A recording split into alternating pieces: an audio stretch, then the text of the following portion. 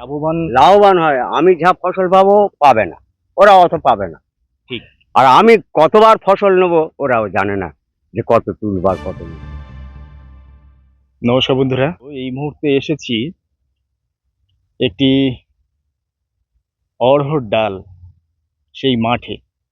শুধুমাত্র যে অড়হর ডাল চাষ করেছেন তা শুধু নয়, এর মধ্যে রয়েছে আবার মুগ, এবং সেটা যে আমরা বিভিন্ন অনুষ্ঠানে বারবার বলি যে বিজ্ঞান ভিত্তিক চাষাবাদ, এবং বিজ্ঞান ভিত্তিক চাষাবাদ করলে তার যে কি সুফল হতে পারে, আমরা সেই একজন প্রগতিশীল কৃষক বন্ধু তার মাঠে এসেছি, মগরাহাট থানার অন্তর্গত প্রাণবল্লভপুর গ্রামে। এবং এই যে আমার পিছনে মানুষটিকে দেখছেন, ইনি এমন একজন প্রগতিশীল কৃষক বন্ধু এবং আমাদের একজন একনিষ্ঠ শ্রোতা বন্ধু।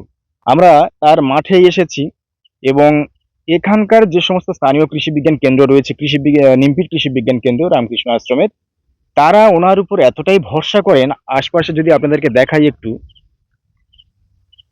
এই যে মাঠগুলো দেখছেন, এখানে যে সমস্ত চাষি বন্ধুরা কড়াই চাষ করেছেন, প্রথাগতভাবে চাষ করেছেন, তারা যেমন জানেন বা দীর্ঘদিন ধরে করে আসছেন, ওই ছড়িয়ে বোনেন। কিন্তু আমরা প্রতিটি অনুষ্ঠানে বলি যে আপনারা সারিতে বুনুন, তাতে পরিচর্যা করতে সুবিধা হবে, ফলন বেশি পাবেন।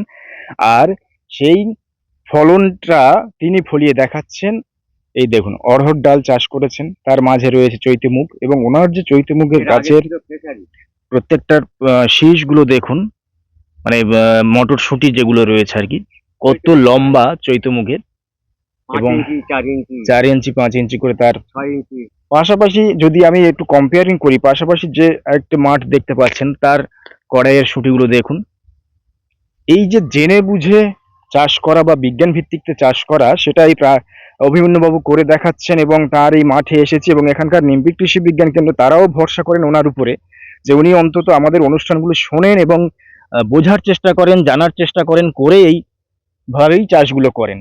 তা এবং দেখতে পাচ্ছেন আপনারা সারিতে বুনেছেন, এই সারির মধ্যে চৈতে মুগ রয়েছে, আবার তার অড়হর ডাল রয়েছে। যখন চৈতে মুগ তুলবেন তখন এই গাছগুলো, অড়হরের ডালের যে গাছগুলো, সেগুলো বেড়ে উঠবে, তাদের ছায়ায় বসে উনি চৈতে মুগ তুলবেন। এবারে সরাসরি ওনার মুখ থেকে একটু শুনি।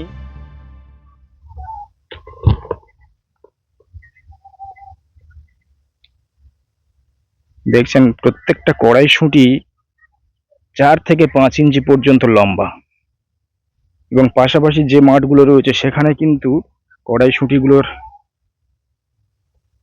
অবস্থা খুবই খারাপ আর কি। খারাপ বলতে সাইজটা অনেক ছোট। আপনার এই যে মাঠে দেখছি আমরা এসে, কড়াই চাষ করেছেন, কি ধরনের, 2 ধরনের কড়াই রয়েছে তো? এখানে 2 ধরনের কড়াই এখন আপাতত আছে। এখানে ছিল একটা কড়াই তুলে দিয়েছি, সেটা ছিল আমাদের খেসারি। আগে ধানের সাথে কার্তিক মাসে খেসারি দেওয়া হয়েছিল, আর সেই খেসারিটার ভেতরে চৈতে মুগ লাইন করে দেওয়া হয়েছে।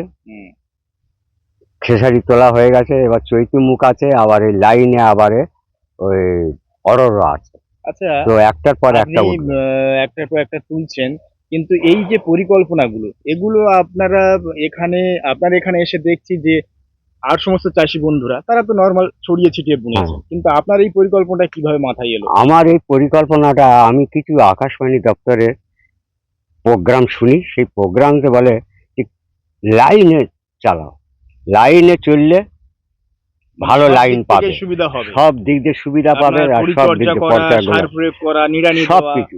এই এখনো খোসা দেওয়া হবে, নিড়ানি মানে খোসা দেওয়া হবে, হ্যাঁ, দিয়ে একে গোড়া বাঁধা হবে।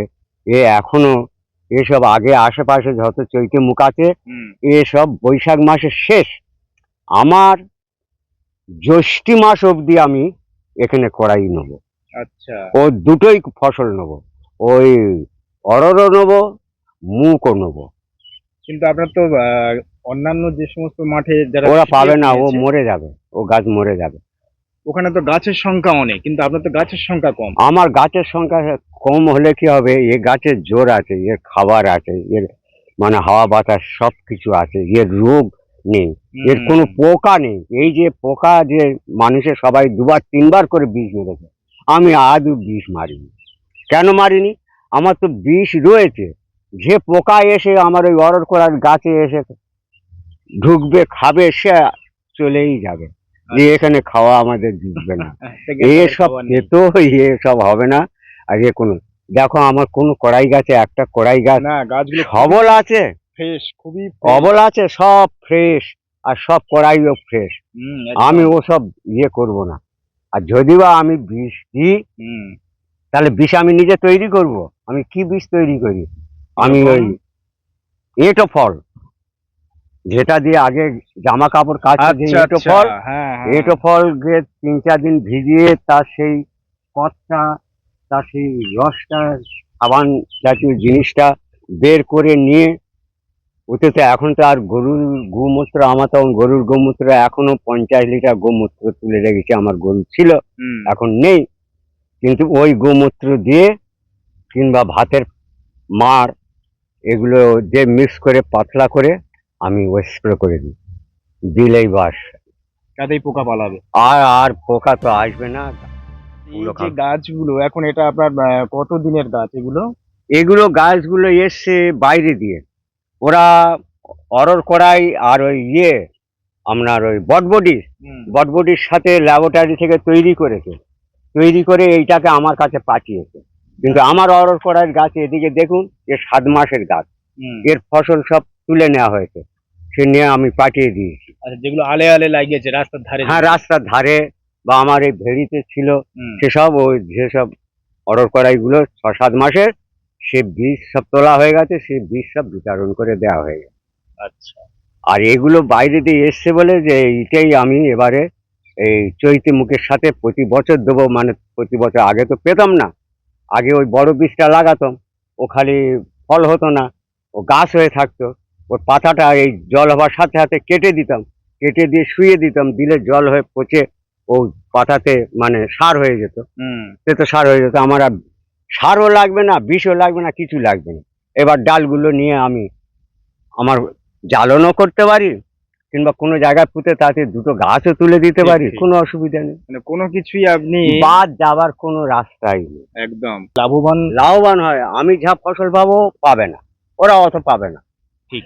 আর আমি কতবার ফসল নেবো ওরাও জানে না, যে কত তুলবার কত নেবো। এটাই সবাই তো 4 বিঘে 5 বিঘে 6 বিঘে জায়গা কোকড়াই ফেলে করে মাথামাতি করছে, আমি তো 1 বিঘে জায়গা মানে মার্কাট করে 40 থেকে 45 মানে শতক। তাহলে ভেবে বিঘে বললে হবে না, আমাদের এদিকে বিঘে হচ্ছে 47 শতকে, আবার 44 শতকে বিঘে আছে, আবার 33 শতকে বিঘে আছে। বিঘে বললে কোনো আপনার শতক শতক জায়গায় করে তো বড়। আচ্ছা, তাহলে এটা আপনার কত শতক? এইটা আমার এই যেটা দাঁড়িয়ে আছেন, এইটা আমার 4 শতক জায়গায় 1 শতক রাস্তায় দিয়ে দিয়েছি।